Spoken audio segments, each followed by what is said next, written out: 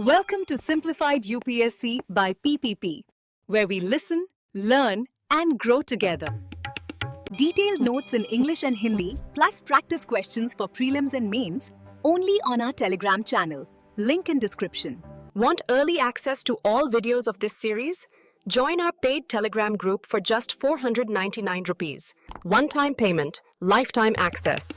WhatsApp now to join us. स्वागत। आज हम कुछ दिलचस्प स्रोतों पर गहरी नजर डालेंगे। नमस्कार। हमारा विषय है दिल्ली सल्तनत के दौर का भारत। हम तमिलनाडु बोर्ड कक्षा 11 की इतिहास की पाठ्य पुस्तक के अध्याय 18 और कुछ और सामग्री को आधार बना रहे हैं। बिल्कुल। और हमारा मकसद है सल्तनत काल की प्रशासनिक, आर्थिक, सामाजिक और सांस्कृतिक बुनावट को परत दर परत समझना। क्योंकि ये वो दौर था जिसने भारतीय उपमहाद्वीप पर एक बहुत ही गहरी छाप छोड़ी, है ना? हाँ, स्थायी छाप छोड़ी। हम देखेंगे कि कैसे प्रशासन चला, अर्थव्यवस्था की धुरी क्या थी, समाज में क्या उथल-पुथल हुई और कैसे कला साहित्य में एक नई पहचान उभरी। तो प्रशासन से ही शुरू करते हैं। सल्तनत मतलब सुल्तान का राज। जी। तो क्या सारी ताकत सुल्तान के ही हाथ में थी? देखिए, कागजों पर तो हाँ, सुल्तान ही सबसे ऊपर था, सर्वे सर्वा। पर असलियत में मामला थोड़ा पेचीदा था। अच्छा। हाँ, एक पद होता था नायब का, और ये सुल्तान के बाद सबसे ताकतवर था। कई बार तो सुल्तान की सारी शक्तियां यही इस्तेमाल करता था। तो नायाब एक तरह से डिप्टी सुल्तान जैसा हो गया। हाँ, कह सकते हैं। फिर आते थे वजीर। ये वित्त विभाग मतलब दीवाने विजारत के प्रमुख थे। सल्तनत का पूरा पैसा कौड़ी यही संभालते थे। यानी सिर्फ सुल्तान नहीं, ये पूरी व्यवस्था थी। अब कौन से विभाग थे जो अहम थे? मुझे याद आ रहा है दीवाने आरिज। बिल्कुल सही, दीवाने आरिज ये सैन्य विभाग था। इसका मुखिया आरिज मुमालिक कहलाता था। सेना का मंत्री एक तरह से। हाँ, सैनिकों की भर्ती, उनका खुलिया रखना, रसद का इंतजाम, ये सब इनकी जिम्मेदारी थी। और देखिए, बलबन ने इसे स्थापित किया था। अच्छा। ये दिखाता है कि सल्तनत की शुरुआत से ही सैन्य ताकत और उसके केंद्रीय नियंत्रण को कितनी अहमियत दी गई थी। ये सिर्फ सेना भर्ती का दफ्तर नहीं था, बल्कि सुल्तान की ताकत का एक अहम स्तंभ था। और अलाउद्दीन खिलजी ने इसमें बाद में सुधार भी किए थे ना? हाँ, उस पर हम आएंगे, लेकिन पहले दूसरे विभाग देख लें। धार्मिक मामलों और दान वगैरह के लिए दीवाने रिसालत था। इसके प्रमुख कौन थे? न्याय के लिए मुख्य काजी थे, न्याय विभाग के प्रमुख। और ये काजी अलग अलग इलाकों में भी होते होंगे? जी हाँ, अलग अलग इलाकों में काजी नियुक्त होते थे और नागरिक मामलों में ज्यादातर इस्लामी कानून यानी शरिया का पालन होता था। और एक दीवाने इंशा भी था? हाँ, दीवाने इंशा। ये शाही फरमान और चिट्ठी पत्री मतलब रॉयल कॉरेस्पॉन्डेंस का विभाग था। ये तो हो गई केंद्र की बात, लेकिन इतना बड़ा साम्राज्य सिर्फ दिल्ली से कैसे चलता होगा? स्थानीय स्तर पर क्या इंतजाम था? ये इक्ता सिस्टम क्या था जिसके बारे में हम पढ़ते हैं? बहुत जरूरी सवाल है। बिल्कुल सही कहा आपने। सिर्फ दिल्ली से काम नहीं चलता, तो साम्राज्य को प्रांतों में बांटा गया था, जिन्हें इक्ता कहते थे। हाँ, इक्ता। और हर इक्ता का प्रमुख मुक्ति या वली कहलाता था। ये इक्ता प्रणाली असल में भूमि अनुदान व्यवस्था थी। मतलब अधिकारियों को नकद सैलरी की जगह जमीन का एक टुकड़ा यानी इक्ता दे दिया जाता था। तो ये मुक्ति या वली अपने इक्ता में क्या करते थे? क्या वो वहां के एक तरह से राजा बन जाते थे? नहीं, राजा तो नहीं। उनका काम था अपने इक्ता से रेवेन्यू वसूलना, कानून व्यवस्था बनाए रखना और अपनी सेना रखना। अच्छा, सेना भी? हाँ, सेना भी। और इस रेवेन्यू से वो अपना और अपनी सेना का खर्च निकालते थे। जो बचता था उसे फवाजिल कहते थे। वो केंद्रीय खजाने में जमा कराना होता था। तो ये सल्तनत के दूर दराज के इलाकों पर नियंत्रण रखने और टैक्स वसूलने का एक तरीका था। बिल्कुल, खासकर उस जमाने में जब कम्युनिकेशन और ट्रांसपोर्टेशन उतने तेज नहीं थे। ये एक प्रैक्टिकल तरीका था। लेकिन क्या इससे सुल्तान की पकड़ ढीली पड़ने का खतरा नहीं रहता होगा? मतलब स्थानीय गवर्नर ज्यादा ताकतवर हो सकते थे। बांटा गया था। शिक? हाँ, शिक। इनका प्रमुख शिकदार होता था। शिकों को फिर परगनों में बांटा गया, जिसमें कई गांव होते थे। और गांव का प्रशासन? गांव का प्रशासन स्थानीय मुखिया, जिन्हें मुकद्दम या चौधरी कहते थे, वो देखते थे। और छोटे मोटे झगड़े वगैरह पंचायतें ही निपटा लेती थीं। काफी व्यवस्थित लग रहा है ये। चलिए अब सेना पर आते हैं। अलाउद्दीन खिलजी के सुधारों का जिक्र किया था आपने, क्या खास था उनमें? हाँ, अलाउद्दीन ने सेना को ज्यादा प्रोफेशनल और सुल्तान के प्रति ज्यादा वफादार बनाने की कोशिश की। 2 बड़े सुधार मशहूर हैं। कौन से? एक, घोड़ों को दागने की प्रथा यानी दाग। डाग मतलब ब्रांडिंग। हाँ, ताकि अच्छे घोड़ों की जगह घटिया घोड़े न दिखाए जा सकें या उनकी अदला बदली ना हो। और दूसरा, सैनिकों का पूरा विवरण रखना यानी हुलिया, हुलिया मतलब? पूरा डिस्क्रिप्शन। हाँ, डिटेल डिस्क्रिप्शन। इससे फर्जी सैनिक भर्ती नहीं किए जा सकते थे। कौन सैनिक है, कैसा दिखता है, सब दर्ज होता था। और सबसे बड़ी बात शायद ये थी कि उसने नकद वेतन देना शुरू किया, इक्ता की जगह। बिल्कुल, ये बहुत बड़ा बदलाव था। नकद वेतन देने से सैनिक सीधे सुल्तान के प्रति जवाबदेह हो गए, ना कि किसी इक्तादार के। तो इससे सेना पर केंद्रीय नियंत्रण मजबूत हुआ होगा। यकीनन। कहते हैं अलाउद्दीन के पास 3 लाख से ज्यादा की विशाल स्थायी सेना थी और घुड़सवार सेना पर उसका खास जोर था। ये सब सुधार सल्तनत की सैन्य ताकत बढ़ाने के लिए बहुत जरूरी साबित हुए। जाहिर है, इतनी बड़ी सेना और इतना बड़ा प्रशासन, इसका खर्च उठाने के लिए एक मजबूत अर्थव्यवस्था भी चाहिए। तो सल्तनत की आर्थिक बुनियाद क्या थी? खेतीबाड़ी का क्या हाल था? अर्थव्यवस्था का आधार तो देखिए कृषि ही थी, और शासकों ने सिंचाई पर ध्यान दिया। खासकर फिरोज तुगलक का नाम इस मामले में लिया जाता है। हाँ, नहरों के लिए मशहूर है वो। बिल्कुल, उसने कई नहरें खुदवाईं, कुएं बनवाए, और उसने हक-ए-शर्ब नाम का एक सिंचाई कर भी लगाया। यानी पानी इस्तेमाल करने का टैक्स। हाँ, और एक दिलचस्प बात यह है कि उसने दिल्ली के आसपास फलों के करीब 1200 बाग लगवाए थे। 1200 बाग? हाँ, जिनसे अच्छी खासी आमदनी होती थी। ये दिखाता है कि सिर्फ अनाज ही नहीं, बागवानी पर भी ध्यान था। और उद्योग? क्या कुछ कारखाने वगैरह भी थे उस जमाने में? हाँ, उद्योग भी थे। कपड़ा उद्योग तो बहुत अहम था। सूती, रेशमी, ऊनी, हर तरह के कपड़े बनते थे। टेक्सटाइल इंडस्ट्री मतलब? बिल्कुल।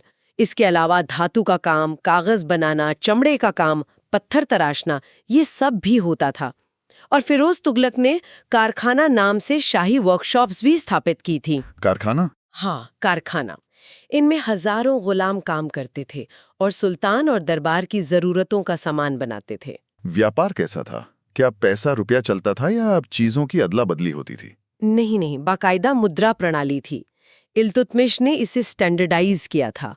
उसने चांदी का टंका और तांबे का जीतल चलाया। टंका और जीतल? हाँ, और ये सिक्के पूरे सल्तनत काल में मानक बने रहे। व्यापार भी खूब फलता फूलता था, देश के अंदर भी और बाहर भी। इसके लिए अच्छी सड़कें और मुसाफिरों के लिए सरायों का इंतजाम भी किया गया था। और वो अलाउद्दीन खिलजी के बाजार सुधार, उनकी बड़ी चर्चा होती है। उसने कीमतें कैसे कंट्रोल की? हाँ, ये अलाउद्दीन का एक बहुत महत्वाकांक्षी कदम था।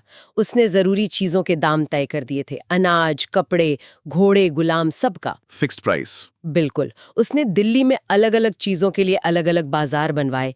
दाम सही लागू हों, इसके लिए शहनाए मंडी नाम के अधिकारी नियुक्त किए और मुन्हिया नाम के जासूस भी छोड़े। जासूस बाजार में? हाँ, कीमतें चेक करने के लिए।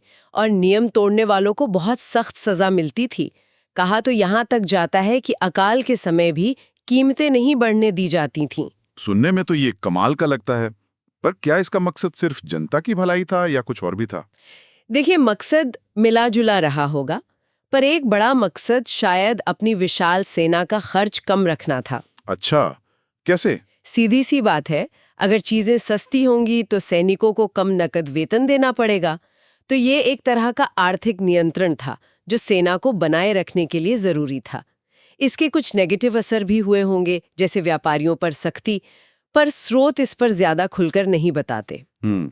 ये आर्थिक और प्रशासनिक बदलाव यकीनन समाज पर भी असर डाल रहे होंगे। उस समय का सामाजिक ताना-बाना कैसा था? हिंदू समाज में क्या चल रहा था? देखिए, हिंदू समाज में जो पुरानी वर्ण व्यवस्था और जाति प्रथा थी, वो काफी हद तक कायम रही। ब्राह्मणों का स्थान ऊंचा माना जाता था। और महिलाओं की स्थिति? स्रोतों के मुताबिक महिलाओं की स्थिति में कुछ गिरावट आई। सती प्रथा का चलन बढ़ा और उत्तर भारत में खासकर ऊंचे तबके की हिंदू महिलाओं में पर्दा प्रथा भी आम हुई। ये पर्दा प्रथा बाहर से आई थी? हाँ, ऐसा माना जाता है कि इसे बाहर से आए तुर्क और अरब शासक वर्ग अपने साथ लाए थे। और मुस्लिम समाज, क्या वो एक जैसा था, मतलब होमोजीनियस? नहीं, बिल्कुल नहीं। मुस्लिम समाज भी अंदर से बटा हुआ था। शासक वर्ग में तुर्क, ईरानी, अफगान और कुछ भारतीय मुसलमान भी शामिल थे, और इनमें भी नस्ल और क्षेत्र के आधार पर ऊंच नीच और भेदभाव था। और गुलामी, उसका क्या स्टेटस था? गुलामी उस वक्त काफी फैली हुई थी। युद्धबंदियों को गुलाम बनाया जाता था, गुलामों को खरीदा बेचा जाता था। फिरोज तुगलक के समय तो गुलामों की संख्या बहुत ज्यादा बताई जाती है, करीब 1,80,000। 1,80,000? हाँ, और जैसा हमने पहले बात की, इन्हें कारखानों वगैरह में काम पर भी लगाया जाता था। प्रशासन, अर्थव्यवस्था, समाज। अब जरा कला और संस्कृति की तरफ मुड़ते हैं। सल्तनत काल की वास्तुकला में एक नई चीज दिखती है, इंडो इस्लामिक शैली। ये क्या थे? हाँ, ये बहुत दिलचस्प है। ये असल में भारतीय और इस्लामी वास्तुकला की शैलियों का संगम था, एक फ्यूजन था। कैसे?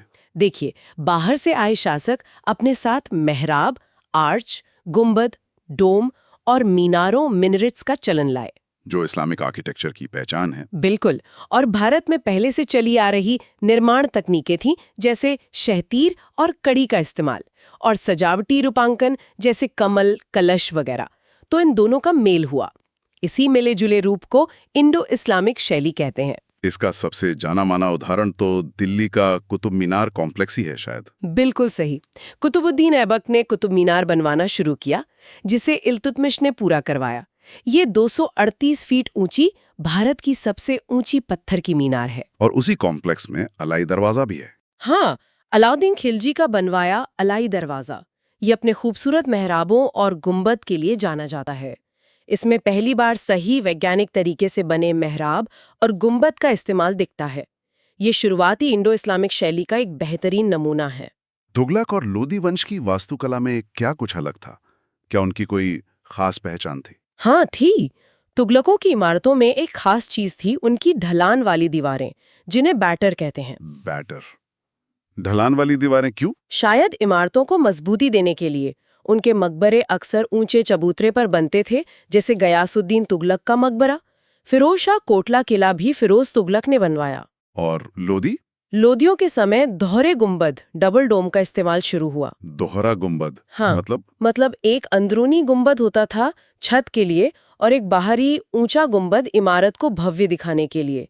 दिल्ली के लोधी गार्डन में इसके अच्छे उदाहरण देखे जा सकते हैं। वास्तुकला के साथ साथ संगीत में भी कुछ नया हुआ होगा।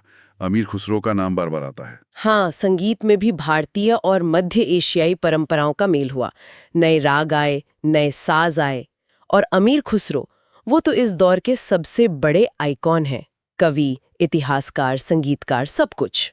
सितार और कव्वाली का क्रेडिट भी होनी जाता है। हाँ, माना जाता है कि सितार जैसा साज और कव्वाली गायकी ये उन्हीं की देन है। उन्होंने फारसी और हिंदवी, मतलब उस समय की हिंदी, दोनों में लिखा। उन्हें तूतीय हिंद यानी भारत का तोता भी कहा जाता है। कमाल है। अच्छा, साहित्य की बात करें तो फारसी का दबदबा रहा होगा क्योंकि वो राजभाषा थी। हाँ, जाहिर है। फारसी में काफी लिखा गया। मिनहाज उस सिराज की तबकात-ए-नासरी, जो गुलाम वंश के बारे में जानने का अहम स्रोत है। ज़ियाउद्दीन बरनी की तारीख़ फिरोज शाही, जिसमें खिलजी और तुगलक काल का ब्यौरा है। और अमीर खुसरो ने भी इतिहास लिखा। हाँ, कविता के अलावा उन्होंने खज़ाइनुल फुतूह लिखा, जिसे तारीख़ अलाई भी कहते हैं। इसमें अलाउद्दीन खिलजी की जीतों का वर्णन है। क्या सिर्फ फारसी में ही लिखा जा रहा था या दूसरी भाषाओं में भी कुछ काम हुआ, संस्कृत वगैरह में? नहीं, दूसरी भाषाओं में भी महत्वपूर्ण काम हुआ। संस्कृत ग्रंथों का फारसी में अनुवाद एक अहम ट्रेंड था। जैसे जिया नक्शबी ने संस्कृत कहानियों का फारसी अनुवाद तूतीनामा यानी तोते की किताब के नाम से किया, जो बहुत पॉपुलर हुआ। अच्छा। चिकित्सा और संगीत की संस्कृत किताबों का भी अनुवाद हुआ। और हाँ, अलबरूनी की अरबी किताब किताब उल हिंद या तहकीक हिंद, वो सल्तनत की स्थापना से थोड़ा पहले की है, लेकिन उस समय के भारत को समझने के लिए अनमोल है। और क्षेत्रीय भाषाएं जैसे हिंदी, बंगला वगैरह, उनका क्या हाल था? उनका भी विकास हुआ। हिंदी या हिंदवी कह लीजिए, उसमें अमीर खुसरो के अलावा चंद बरदाई जैसे कवि हुए। बंगाल में शासक नुसरत शाह ने महाभारत का बंगला अनुवाद करवाया। अच्छा। गुजरात, महाराष्ट्र में भक्ति आंदोलन के असर से गुजराती और मराठी साहित्य पनपा। दक्षिण में विजयनगर साम्राज्य ने तेलुगु और कन्नड़ को संरक्षण दिया। तो ये कहना गलत नहीं होगा कि सल्तनत काल में फारसी के साथ साथ क्षेत्रीय भाषाएं भी खूब आगे बढ़ रही थीं। तो कुल मिलाकर सल्तनत काल सिर्फ राजनीतिक उथल-पुथल का दौर नहीं था। बिल्कुल नहीं, बल्कि ये प्रशासन, अर्थव्यवस्था, समाज और संस्कृति हर क्षेत्र में गहरे बदलाव और एक नए संश्लेषण, एक नए फ्यूजन का दौर था। भारतीय और इस्लामी परंपराओं के मिलने से एक मिली-जुली संस्कृति, जिसे हम इंडो इस्लामिक संस्कृति कहते हैं, उभर कर सामने आई। बिल्कुल। अब अगर हम थोड़ा उन मुख्य बातों को समेटें जो परीक्षाओं के नजरिए से खास हो सकती हैं, तो प्रीलिम्स के लिए कुछ खास नाम और शब्द कौन से होंगे जिन्हें याद रखना जरूरी है? जरूर।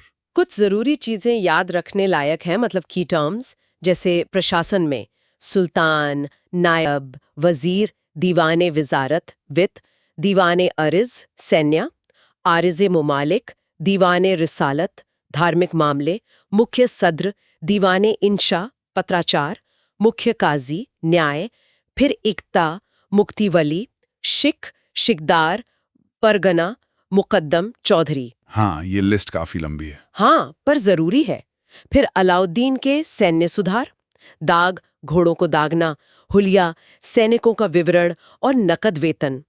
अर्थव्यवस्था में टंका, चांदी का सिक्का, जीतल, तांबे का सिक्का, हक ए शर्ब, सिंचाई कर, कारखाना, शाही वर्कशॉप, अलाउद्दीन के बाजार सुधार से जुड़े शब्द जैसे शहनाई मंडी, मुन्हिया, गुप्तचर और हाँ, फवाजिल, इक्ता से बची हुई राशि। ठीक है। समाज में सती प्रथा, पर्दा प्रथा, जाति व्यवस्था का बने रहना और गुलामी, खासकर फिरोज तुगलक के समय। शुक्रिया।